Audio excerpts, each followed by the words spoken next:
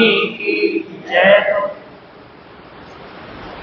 कितने कितने जन्म गवाए, कितने ही संकट झेले,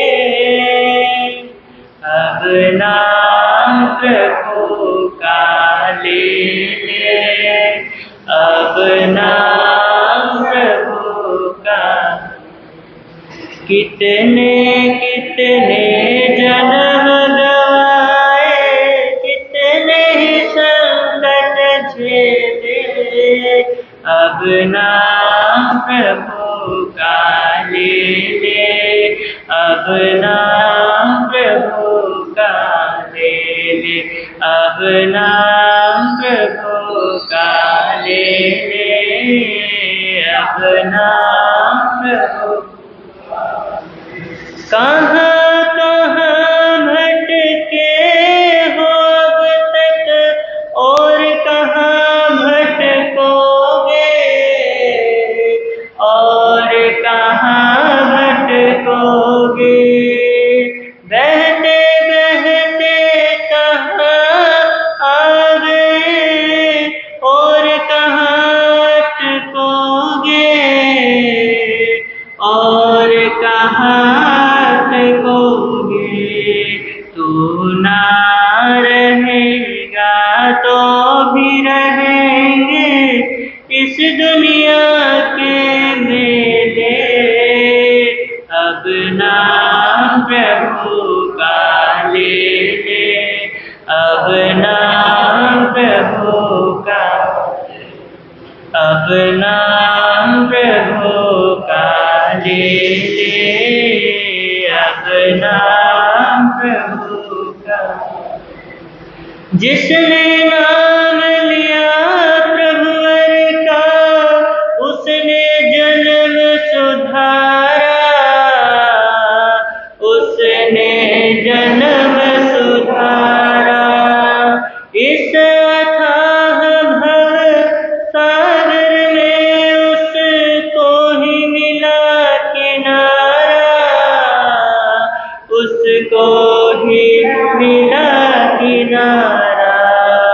अब भी लो विश्राम, आज तक कितने नाटक खेले, अब नाम प्रभु का ले ले, अब नाम प्रभु का, अब नाम प्रभु का ले ले, अब नाम प्रभु। कितने कितने जन्म गवाए, कितने ही संकट झेले, अब नाम प्रभु का ले ले, अब नाम प्रभु का ले ले, अब नाम प्रभु का ले ले, अब नाम प्रभु। नाम प्रभु का मंगलकारी, सब दुख हरने वाला, सब दुख हरने वाला।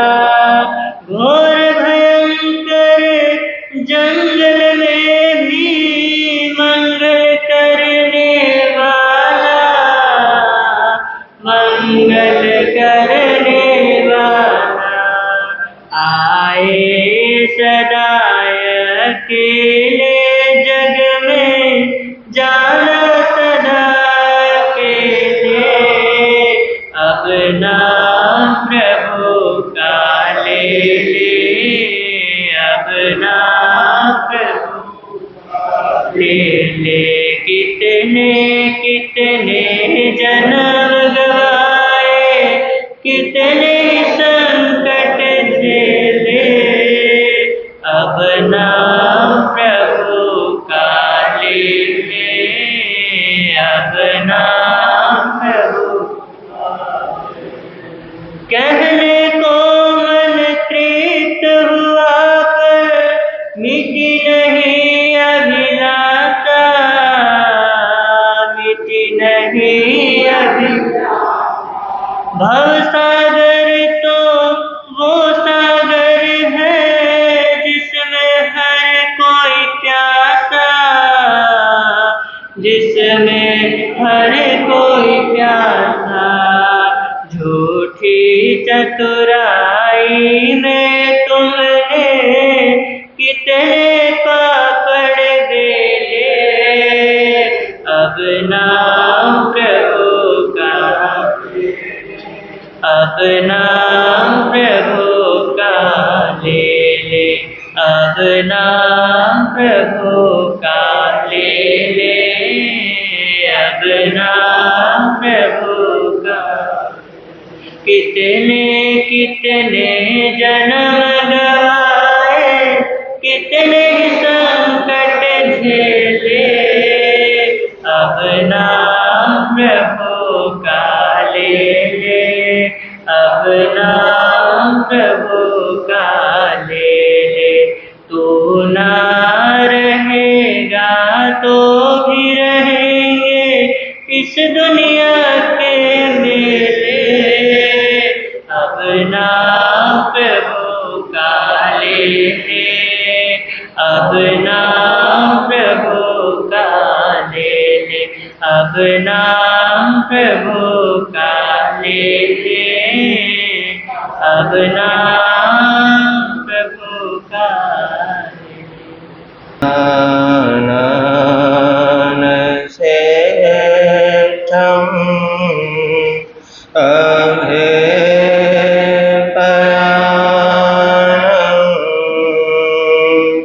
सचे सुवर्णवचन वयन्ति तवे सुवा उत्तमं चेरं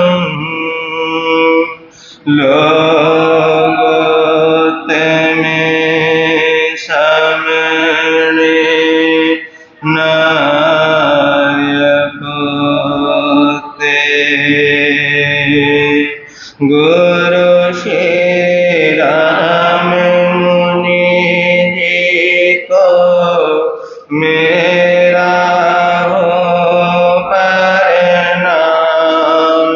जिनका जग में ऊंचा नाम, जिनका जग में ऊंचा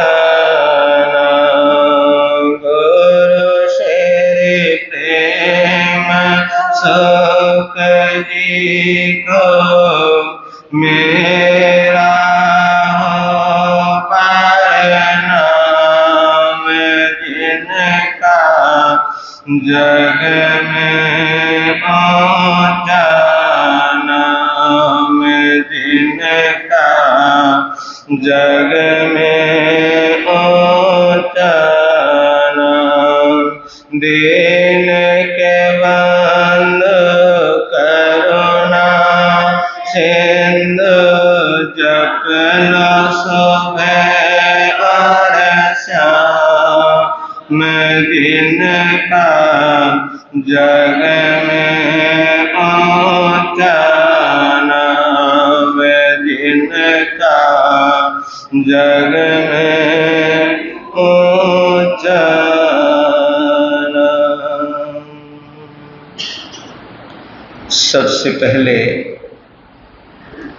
शासनपति श्रमण भगवान महावीर स्वामी की सदाकार जय हो विजय हो।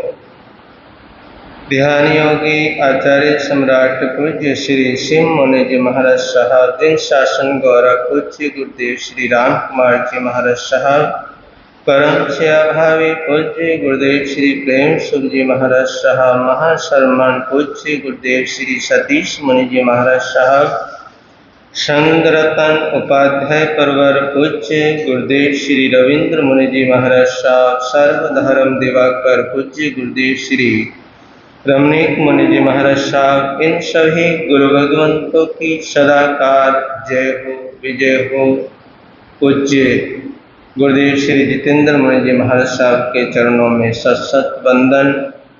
तेजस्वी मुनि जी, उपस्थित धर्म प्रेमी बंधुओं तथा माता बहनों, आपके समक्ष कुछ कहूँ उससे पहले गीत की कुछ पंक्तियां हैं। थोड़ा सा गाने का प्रयास करते हैं, समझने का प्रयास करते हैं, और अगर जीवन के अंदर कुछ ऐसी त्रुटियां हैं तो उनको दूर करने का प्रयास करते हैं। तो बड़े प्यार और श्रद्धा के साथ बहुत भागे बहुत दौड़े मगर क्या लक्ष्य पाया है। बहुत भागे बहुत दौड़े मगर क्या लक्ष्य पाया है। बड़े ही हाथ मारे हैं मगर क्या हाथ आया है। बड़े ही हाथ मारे हैं मगर क्या हाथ आया है। आओ आओ आओ आओ दिशा ही बदल कर चले। आओ आओ दिशा ही बदल कर चले। बहुत भागे बहुत दौड़े मगर क्या लक्ष्य पाया है। बड़े ही हाथ मारे हैं मगर क्या हाथ आया है। आओ आओ आओ आओ दिशा ही बदल कर चले। बहुत भागे बहुत दौड़े मगर क्या लक्ष्य पाया है। फूल फल से भरा बाग है जिंदगी। फूल फल से भरा बाग है जिंदगी। मन में है आग तो आग है जिंदगी। मन में है आग तो आग है जिंदगी। खुद जले तो सभी को जलाएंगे हम। खुद जले तो सभी को जलाएंगे हम। शांति की सांस कोई ना पाएंगे हम। शांति की सांस कोई ना पाएंगे हम। द्वेष की आग आगे ही बढ़ती रहे। द्वेष की आग आगे ही बढ़ती रहे।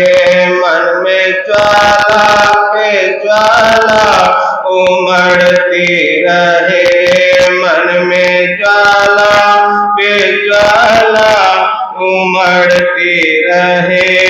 अपने ही आग में आप क्यों जले। अपने ही आग में आप क्यों जले। बहुत भागे बहुत दौड़े मगर क्या लक्ष्य पाया है। बड़े ही हाथ मारे हैं मगर क्या हाथ आया है। आओ आओ आओ आओ दिशा ही बदल कर चले। बहुत भागे बहुत दौड़े मगर क्या लक्ष्य पाया है। पढ़ के स्वार्थ में इंसानियत छोड़ दी। पढ़ के स्वार्थ में इंसानियत छोड़ दी। सत्य और प्रेम से संधिया तोड़ दी। सत्य और प्रेम से संधिया तोड़ दी। छल कपट के हम ऐसे पुजारी बने। छल कपट के हम ऐसे पुजारी बने शकुनी से भी बड़े, हम जुआरी बने शकुनी से भी बड़े, हम जुआरी बने कोट पासों का फेंका हर एक दाव है, कोट पासों का फेंका हर एक दाव है, डूबती ही गई धर्म की नाव है, डूबती गई धर्म की नाव है, खुद को चलते हैं, खुद को चलते हैं जो दूसरों को चले, खुद को चलते हैं जो दूसरों को चले, बहुत भागे बहुत दौड़े मगर क्या लक्ष्य पाया है, बहुत भागे बहुत दौड़े मगर क्या लक्ष्य पाया है, बड़े ही हाथ मारे हैं मगर क्या हाथ आया है, आओ आओ आओ आओ दिशा ही बदल कर, बहुत भागे बहुत दौड़े मगर क्या लक्ष्य पाया है, खुद को छलते हैं जो दूसरों को, खुद वो छले जाते हैं जो दूसरों को छलते हैं। इसलिए कहते हैं कि आओ आओ दिशा ही बदलकर, दिशा ही बदलकर चल, क्योंकि जो ये छलना है, ये जो दिखावा है, इस छलने से, इस दिखावे से हमारी धर्म की जो नाव है, वो धर्म की नाव डूबती ही डूबती चली जाएगी। और इसीलिए तो आज का जो वर्णन है, क्योंकि 10 लाक्षणी पर्व जो दिगंबर परंपरा में मनाए जाते हैं, तो 10 लाक्षणी पर्व पर चर्चा प्रारंभ की हमने। और पहला जो धर्म है वो है उत्तम क्षमा धर्म, दूसरा धर्म उत्तम मार्दव धर्म, और आज तीसरे धर्म की चर्चा करते हैं उत्तम आर्जव धर्म। क्रोध गया, मान गया, अब मायाचारी होने से बचने के लिए हमारे को संकल्प लेना है। क्या लेना है? मायाचारी मतलब जो माया करते हैं, जो मायाचारी करते हैं। तो ये संदेश है उत्तम आर्जव धर्म का कि हम माया से क्या हो जाए, माया से हम दूर हो जाए, माया से हम बचे। ये संकल्प लेना है हमारे को आज के दिन, और आज के ये इसका संदेश है आर्जव धर्म का। योग सया वक्रता, योग सया वक्रता आर्जवम, मन वचन और काया की सरलता को, मन वचन और काया की सरलता को आर्जव कहते हैं। क्या कहते हैं? आर्जव का अर्थ है मन वचन और काया की सरलता, उसको आर्जव कहते हैं, उसको आर्जव धर्म कहते हैं। ऋजुता का भाव जहां पर होता है, ऋजुता का भाव ही आर्जव है। आर्जव यानी सीधापन, जिसमें कोई टेढ़ापन ना हो, जिसके अंदर कोई छलावा ना हो, जिसके अंदर कोई लाल लाग लपेट ना हो। आर्जव का मतलब है सीधापन, आर्जव यानी सरलता, आर्जव यानी सरलता, आर्जव यानी साधुता, आर्जव यानी सज्जनता, आर्जव यानी निष्कपटता, निष्कपटता जिसमें कोई कपट ना हो, उसको क्या कहते हैं? निष्कपटता। तो आर्जव का मतलब आप समझ गए होंगे कि आर्जव का मतलब है सरलता। जीवन में छल कपट बड़ी ये विकृति है, इसको क्या कहेंगे हम? इसको विकृति ही कहेंगे, क्योंकि ये अवगुण है, ये गुण नहीं है। इसको हम क्या कहेंगे? ये जो छल है, ये जो कपट है, ये अवगुण है। और ये अवगुण, ये विकृति हमारे जीवन को गिरा देती है।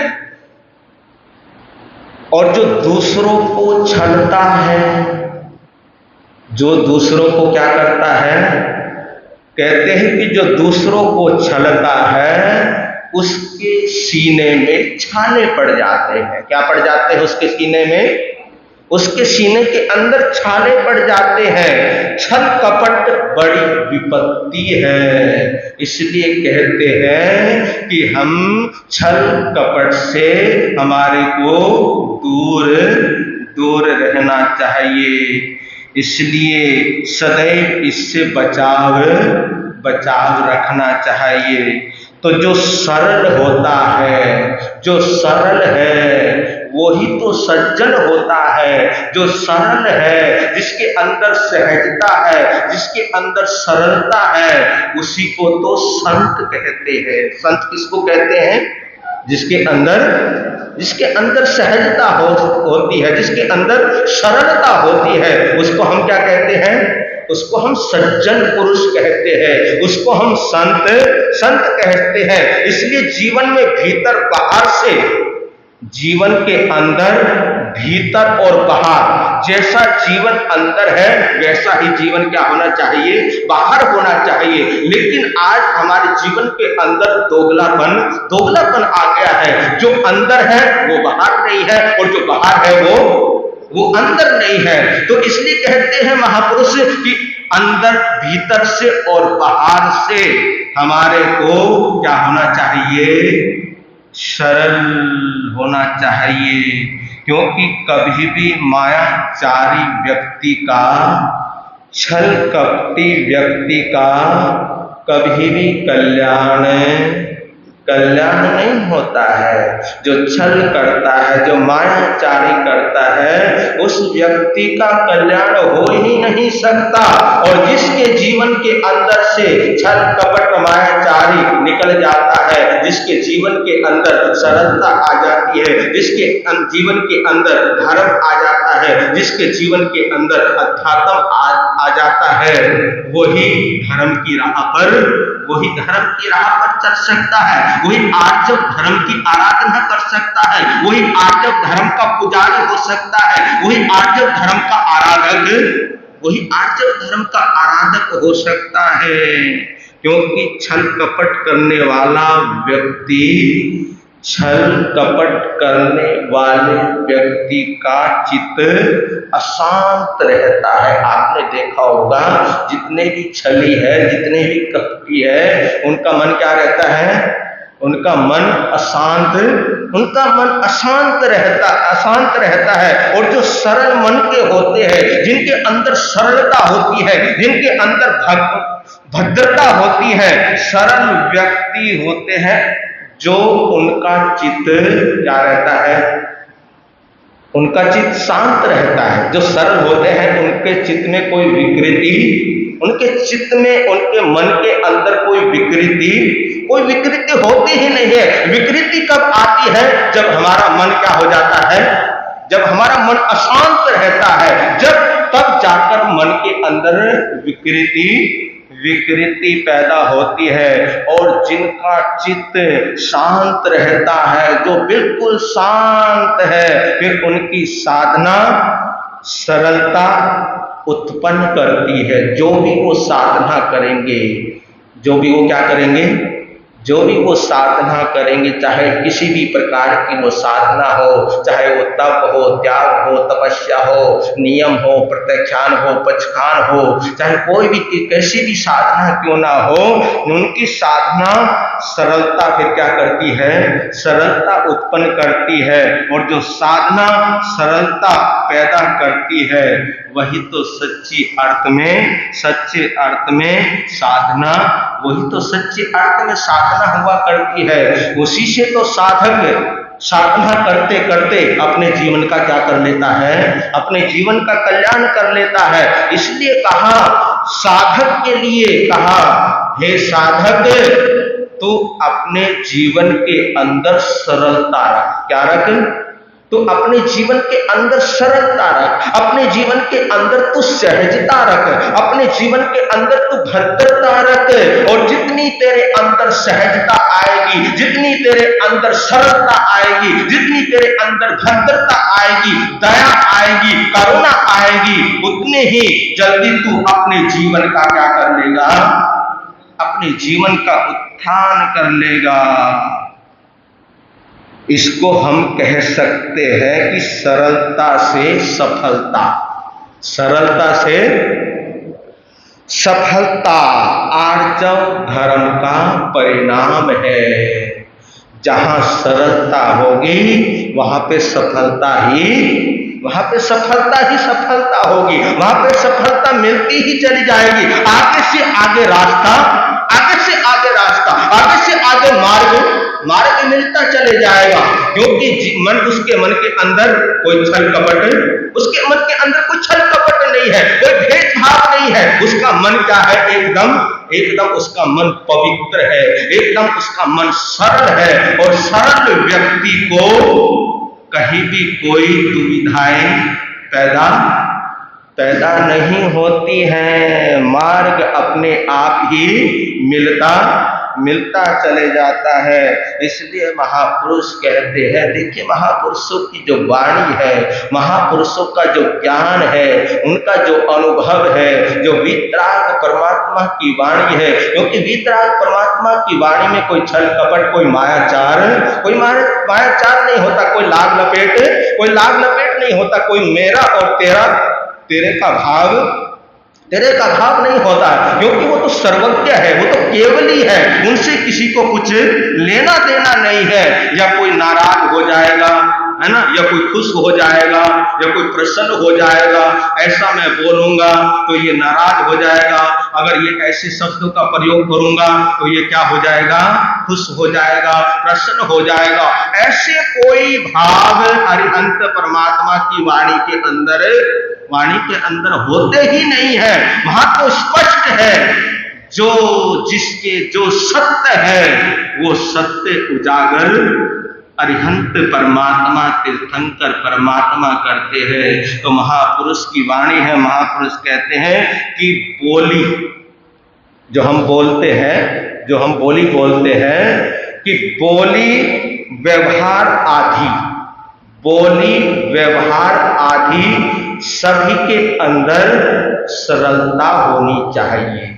बोली और जो भी हम व्यवहार करते हैं, जो भी हमारी एक्टिविटी है, जो भी हम अपने काया से जो भी एक्टिविटी करते हैं अपने शरीर से, तो जो हमारी बोली है, बोली और व्यवहार के अंदर क्या होना चाहिए, क्या होनी चाहिए, सरलता होनी चाहिए। बोली के अंदर भी अगर कई बार बोली के अंदर भी छल कपट हो जाती है ना, भाषा के अंदर भी कई बार हम ऐसे बोलते हैं, है ना, दूसरा समझता है क्या बात है, लेकिन कई बार उन बोलों के अंदर, उन शब्दों के अंदर भी पीछे कुछ छिपा होता है। तो बोली और व्यवहार दोनों में क्या होना चाहिए, दोनों में सरलता होनी चाहिए। और जो सरल है, अभी मैंने आपको बताया था कि जो सरल है वही तो संत है, जो सरल है वही तो संत है। और जो संत कट्टरता सिखाते हैं, क्या सिखाते हैं, कट्टरता, जो कट्टर बनाते हैं, वो व्यक्ति को महावीर से भी दूर करता है। इससे दूर करता है, वो परमात्मा से दूर करता है, वो अरिहंत से दूर कर देता है, वो धर्म से दूर कर देता है उसको। क्योंकि कभी महावीर ने कट्टरता, बोलो बोलो, महावीर ने कभी कट्टरता नहीं सिखाई, और महावीर ने कभी ये भी नहीं कहा कि भैया तुम मेरे पास ही आना और किसी के पास, बोलो, कहीं आपने पढ़ा हो किसी आगम में ऐसा वर्णन आया हो कि महावीर ने ये कहा कि भाई तुम मेरे पास ही आना, बस तुम मेरे को ही मानना और किसी को नहीं मानना। क्योंकि महावीर ने तो कभी ऐसी बातें की ही नहीं, कट्टरता की बात नहीं की। महावीर ने तो मैत्री की बात की है, महावीर ने तो प्रेम की बात की है, महावीर ने तो सद्भावना की बात की है। क्योंकि अगर हमारे अंदर प्रेम होगा, अगर हमारे अंदर मैत्री होगी, तो सभी हम जो भी है सभी हमारे को एक जैसे ही नजर आएंगे। मैत्री का इतना प्रभाव होता है कि जो भी है सभी हमारे को एक जैसे नजर आते हैं। और जब अंदर कट्टरता आ जाती है तो वहां पर भेदभाव आ जाता है, वहां पर टकराव आ जाता है। तो जो कट्टरता सिखाता है, चाहे वो कोई भी संत हो, चाहे वो मैं भी क्यों ना हो, मैं अपनी भी बात कर रहा हूं कि चाहे मैं भी क्यों ना हो, चाहे कोई भी साधक हो, जो कट्टरता सिखाता है वो संत नहीं हो सकता। हाँ, वो संप्रदायवादी तो हो सकता है। क्या हो सकता है? वो संप्रदायवादी तो हो सकता है कि भैया बस तू मेरी संप्रदाय में आ, बाकी की संप्रदाय क्या करते, तू संप्रदाय छोड़, उनमें कुछ नहीं रखता, बस तू मेरे पास आ, हमारी संप्रदाय से जुड़ जा, तू मेरे से जुड़ जा।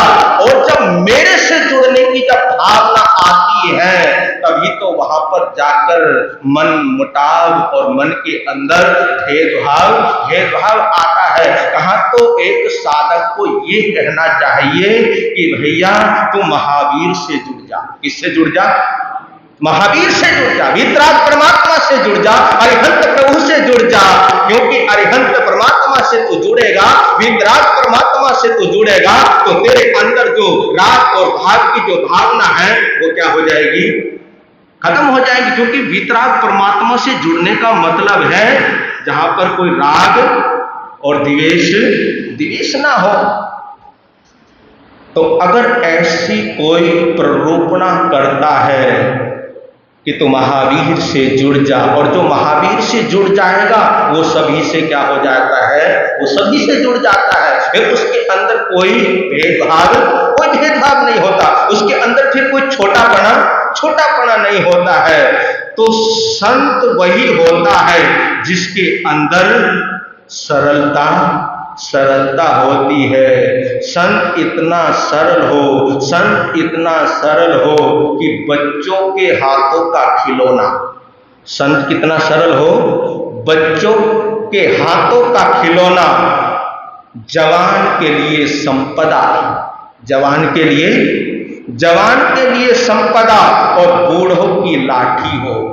जवान के लिए संपदा और बूढ़ों के लिए लाठी हो। इतनी सरलता आ जाए। संत वही होता है जिसके संपर्क में और जिसके संग में आने से दुखी भी अपना दुख भूल जाए। दुखी भी अपना क्या भूल जाए? दुख भूल जाए। जिसकी शरण में आने से सब चिंताएं क्या हो जाए? चिंताएं दूर हो जाए, खत्म हो जाए। संत वही होता है जिसकी शरण में आने से हमारे कसाए क्या होने लग जाए? दूर तो कहां होंगे, ढीले, है ना, ढीले होने लग जाए। जिस संत वही होता है जिसके चरणों में जाने से हमारे कसाय क्या हो जाए?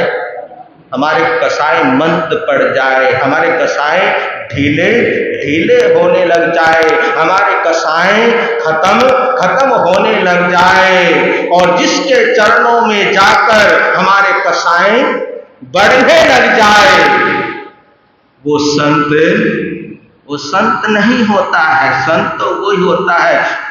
देखिए कमाल की बात है, आचार्य भगवान श्री आनंद ऋषि जी महाराज साहब, आपने दर्शन किए होंगे, हमारे बुजुर्ग बैठे यहाँ पे, उनके दर्शन किए होंगे। मैंने तो दर्शन नहीं किए हैं, लेकिन बड़ों के मुखारबिन से सुना है, श्रावकों के मुखारबिन से सुना है कि गुरुदेव जब हम आचार्य भगवान के चरणों में जाते थे, जैसे ही हम उनके ओरे में आते थे, ओरा समझ गए ना, जैसे ही उनके ओरे में हम आते थे, वैसे ही हमारा चित्त क्या हो जाता था? चित्त शांत हो जाता था। चित्त के अंदर निर्मलता आ जाती थी, अंदर सरलता आ जाती थी, अंदर भद्रता आ जाती थी। अगर मन के अंदर किसी के प्रति कोई कषाय के भाव हो, तो वो कषाय के भाव भी दूर होने लग जाते थे। तो संत वही होता है जो धर्म से जोड़ता है, जो अरिहंत परमात्मा से जोड़ता है। और जो तोड़ता है वो तो भैया फिर संप्रदायवादी ही हो सकता है। तो हमारा धर्म क्या है? हमारा धर्म क्या कहता है? हमारा धर्म जोड़ने में विश्वास रखता है, हमारा धर्म तोड़ने में विश्वास नहीं रखता है। तो संत वही होते हैं जिसके संपर्क में आने से और जिनके संग में आने से दुखी अपना दुख क्या हो जाए? दुख भूल जाए। क्योंकि संत सत्य में जीता है। संत किस में जीता है? संत सच्चाई में जीता है, संत सत्य में जीता है, और संत सत्य से जुड़ा होता है। किससे जुड़ा होता है? संत सत्य से ही जुड़ा होता है। और असत्य को संत क्या कर देता है? छोड़ देता है। असत्य को संत त्याग देता है। परमात्मा वही है जहां आनंद है। परमात्मा उसी का नाम है जहां क्या है? जहां आनंद ही आनंद है। तो जितनी गहरी हमारी साधना होगी, जितने गहरे हम जाएंगे, जितनी गहरी हमारी आराधना साधना होगी, सरलता उतनी ही हमारी सम्यक होती चली जाएगी। सरलता उतनी ही हमारी अच्छी होती चली जाएगी। क्योंकि सरलता ही साधना की क्या है? सरलता ही साधना की कसौटी है। और एक सूत्र आता है, और आपने पढ़ा भी होगा, सुना होगा, मन में नहीं गांठ, है ना? ये गांठ है ना जो ये बड़ी परेशान करती है ना? अगर शरीर में भी कोई गांठ हो जाए, है ना, शरीर के अंदर अगर कोई गांठ हो जाए, तो वो गांठ हमारे को जीने नहीं देती। एक शरीर की गांठ होती है और एक मन की गांठ होती है। मन में नहीं गांठ उनकी ईश्वर ज्योति बाट। मन में नहीं गांठ उनकी ईश्वर ज्योति बाट। जिसके मन के अंदर गांठ नहीं, उसको परमात्मा भी क्या करता है? परमात्मा भी चाहता है। जिसके मन के अंदर क्या नहीं है? जिसके मन के अंदर कोई गांठ नहीं है, कोई भेदभाव नहीं है, उसका परमात्मा भी ध्यान रखता है। एक बार भगवान श्री कृष्ण से रुक्मणी ने पूछा कि प्रभु, हम सब आपसे इतनी आत्मीयता रखते हैं, हम सब आपसे इतनी आत्मीयता रखते हैं, इतना आत्मीयता भरा हमारा संबंध है, और आपके प्रति हमारा अनन्य क्या है? अनन्य प्रेम है। फिर भी ये काली कलूटी जिसके अंदर क्या है? जिसके अंदर छिद्र है, क्या है जिसके अंदर? ये काली कलूटी जिसके अंदर छिद्र है, ये छिद्र वाली बांसुरी है ना, कृष्ण के पास क्या होती है?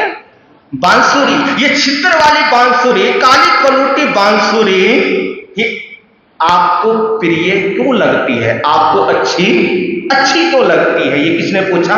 रुक्मणी ने कहा कि ये आपको अच्छी क्यों लगती है, जिसके अंदर छिद्र ही छिद्र है, ये काली कलूटी है, छिद्र वाली है, लेकिन फिर भी आपको ये क्या लगती है? आपको अच्छी लगती है, आपको प्यारी लगती है। तब श्री कृष्ण जी ने रुक्मणी को कहा कि हे रुक्मणी, मेरी बांसुरी के अंदर 3 गुण हैं। कितने गुण हैं? मेरी बांसुरी में 3 गुण हैं, और वो 3 गुण तुम्हारे अंदर नहीं है। ये 3 गुण बांसुरी के अंदर है, लेकिन वो 3 गुण तुम्हारे अंदर नहीं है। इसलिए मेरे को वो अच्छी लगती है, इसलिए मेरे को वो सुंदर लगती है, इसलिए मेरे को वो प्यारी लगती है। गुण के आधार पर मेरे को वो क्या लगती है? अच्छी लगती है। तो कृष्ण जी ने कहा कि पहला गुण जो बांसुरी का है, पहला गुण है कि ये बिन बुलाए बोलती नहीं। पहला गुण कौन सा है? बांसुरी बिन बुलाए बोलती नहीं। और जो इसका जो दूसरा गुण है, बोलती है तो मीठा बोलती है।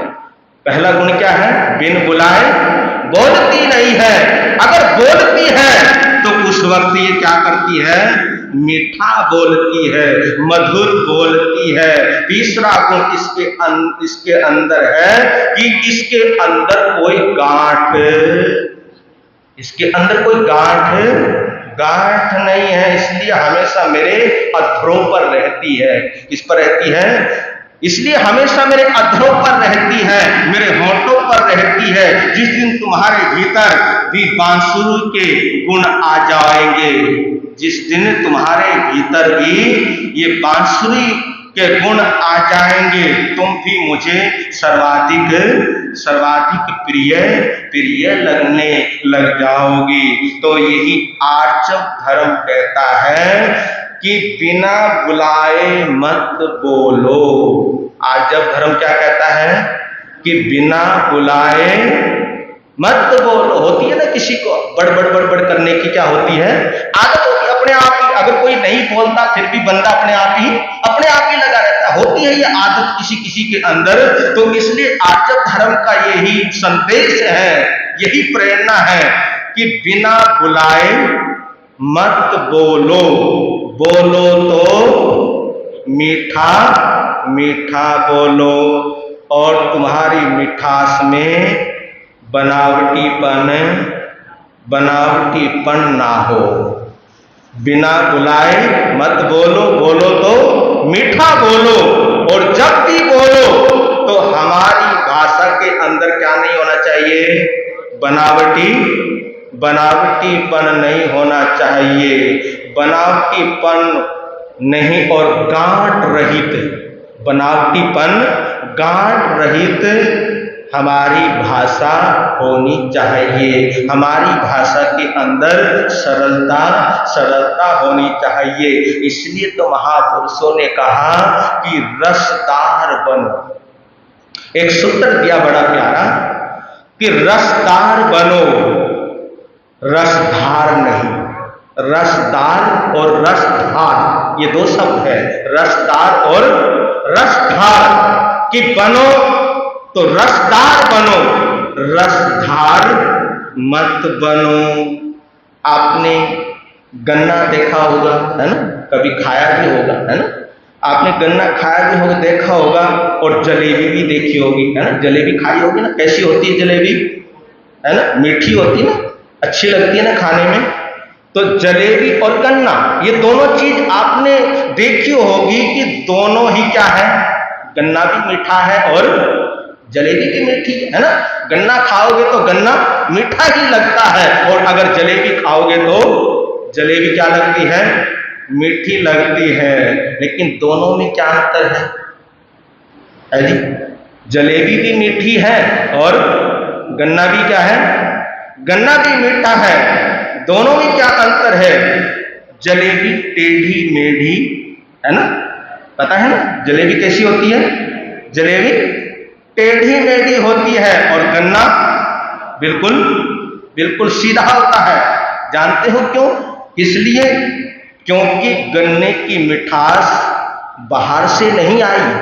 गन्ने की मिठास बाहर से नहीं, भीतर की साधना से पनपी है। भीतर की साधना से पनपी है। गन्ने की जो मिठास है, गन्ने के अंदर जो मिठास है वो बाहर से नहीं, वो भीतर की साधना से, इससे भीतर की साधना से पनपी है। जबकि जलेबी में मिठास ऊपर से डाली जाती है। ये मिठास ऊपरी है, बाहरी है, बनावटी है। इसी प्रकार छल कपट करने वाला मीठा तो बोलता है और मीठा भी होता है। छल कपट करने वाला मीठा बोलता है और मीठा भी होता है, परंतु किसकी तरह होता है? वो जलेबी की तरह होता है। जबकि आर्जव धर्म में मीठा होता है। आर्जव धर्म के अंदर मिठास होती है। आर्जव धर्म के अंदर सहजता होती है। आर्जव धर्म के अंदर सरलता होती है। और सरलता वो किसकी तरह होती है? गन्ने की तरह होती है। इसलिए जीवन में गन्ने की तरह रसदार बनो। जीवन में गन्ने की तरह रसदार बनो, जलेबी की तरह रसधार नहीं बनना। आज का यही संदेश है। जो गम किसी को हमने दिए, वो गम तो हमको लेने पड़ेंगे।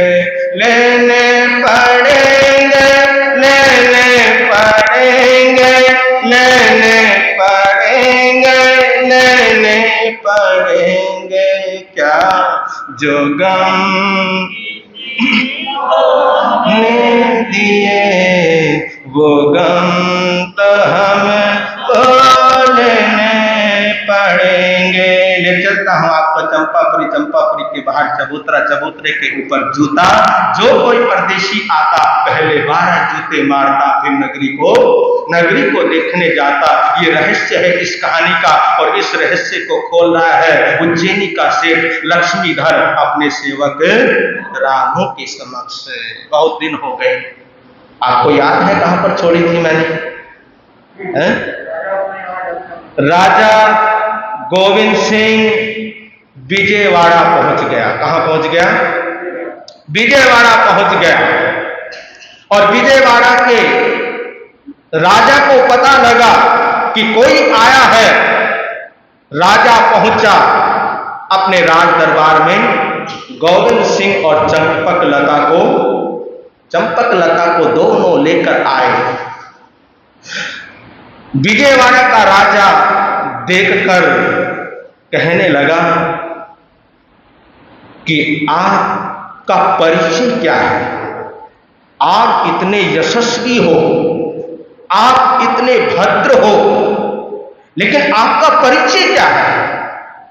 तो गोविंद सिंह ने कहा कि मेरा बस इतना ही परिचय है कि मैं आनंदपुर का राजा गोविंद सिंह हो। कहां का? आनंदपुर का राजा गोविंद सिंह हो। और ये मेरी बहन चंपक लता है। इतना सुना राजा, वहां के राजा ने दोनों भाई बहन का सम्मान किया, सत्कार किया, और सम्मान सत्कार करने के पश्चात इज्जत के साथ उनका विदाई समारोह किया। वो तो दोनों चले गए, लेकिन भानुवती 12 की 12 रानी पीछे बैठी हुई ये सब ये घटना देख रही, सुन रही है। ओ आनंदपुर का राजा गोविंद सिंह, ओ ये तो चंद्रवती का बेटा और चंद्रवती की बेटी। अच्छा, तो ये बात है कि चंद्रवती के बेटे का नाम गोविंद सिंह है और बेटी का नाम चंपक लता है। बस इतना ही सुनना था। अनंग माला ने कोहनी मानी विद्युत लता को और कहा भानुवती को, कोई बहन अभी तो ये जिंदा है। अभी तो क्या है ये? अभी तो ये जिंदा है। अब कैसे होगा, क्या होगा? क्योंकि जब तक ये जिंदा रहेंगे तब तक हमारा पाप भी जिंदा रहेगा। तो क्या किया जाए, कैसे किया जाए? तो भानुवती कहने लगी कि देखो, मैं तो आनंदपुर जा नहीं सकती। पहुंच गई। कहां पहुंच गई? पहुंच गई अपने भाई के पास। कहा कि भैया, हमें वापस चंपापुरी जाना है, क्योंकि हमारे को अपने स्वामी की क्या आ रही है, अपने स्वामी की याद आ रही है। बस हम रह नहीं सकते, हम जाना चाहते हैं। तो कहा, भाई ने कहा कि जाओ, कोई बात नहीं। तो 12 की 12 चंपापुरी पहुंच गई और चंपापुरी पहुंचकर जहां राजा था वहीं पर पहुंच गई। राजा ने देखा, कहा कि तुम आ गई? हाँ, हम आ गए। क्या करें राजन, तुम्हारे बिना हमारा दिल ही नहीं लगा, तुम्हारे बिना हमारा ऐसा सूना सूना हमारे को नजर आ रहा था कि तुम्हारे बिना हम एक पल भी रह नहीं पा रहे थे। आपकी याद आ रही थी, आपकी याद तड़पा रही थी, इसलिए हम सब 12 की 12 आ गए। हाँ भानुवती, तुम्हारे पीछे से मैं भी आनंदपुर गया था। तुम्हारे पीछे से मेरा भी यहाँ अकेला दिल नहीं लग रहा था। मैं भी तुम्हारे पीछे से आनंदपुर गया था, लेकिन जैसे मैं आनंदपुर गया तो देखा कि वहां पे गोविंद सिंह है ही नहीं। पता नहीं कहीं घूमने के लिए जाए हुए थे। हाँ, विद्युत लता, वहां के मंत्री ने मेरे को इतना रोका कि राजा अभी आ जाएंगे, आप यहीं पर अभी क्या करो, अभी रुको।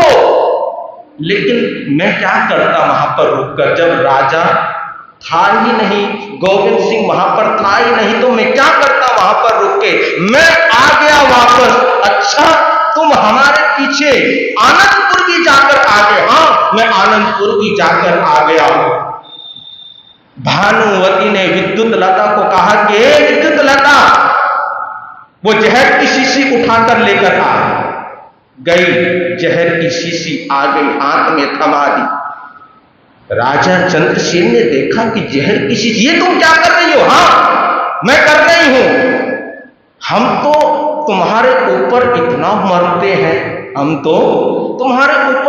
मरते हैं, इतनी जान छिड़कते हैं, और तुम जब देखो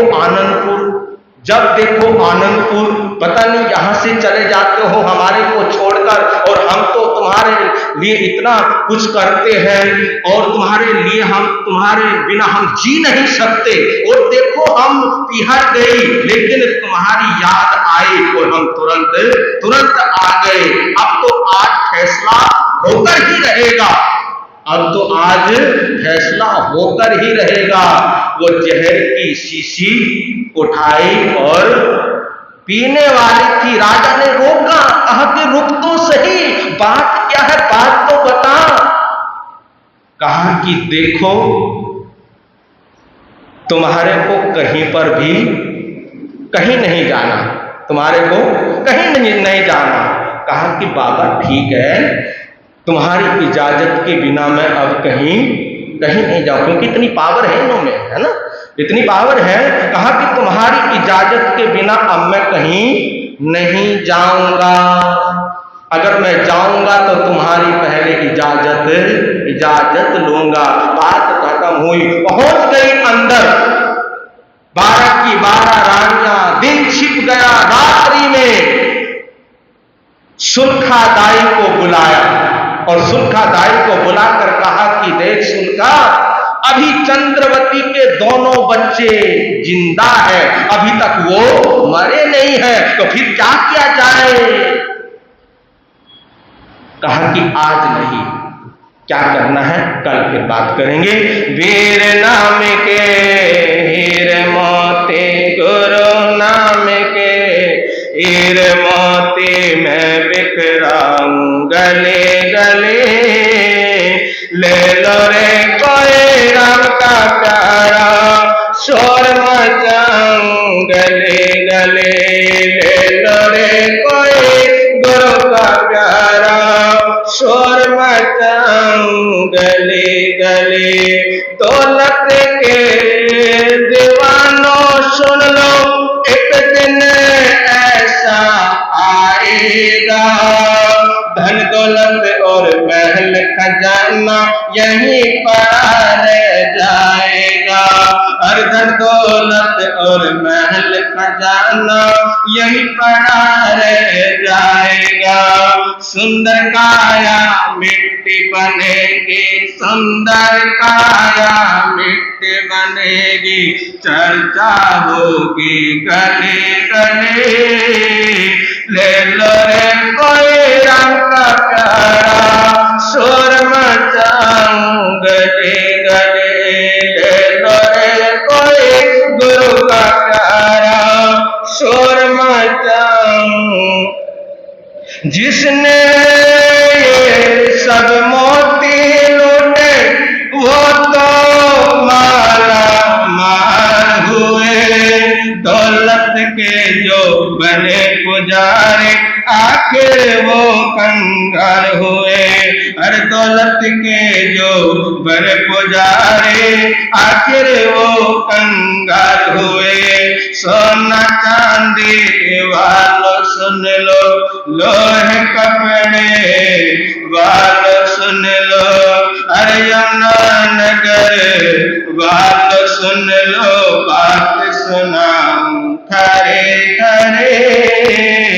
ले लो रे कोई राम का प्यारा, शोर मचाऊं गले गले।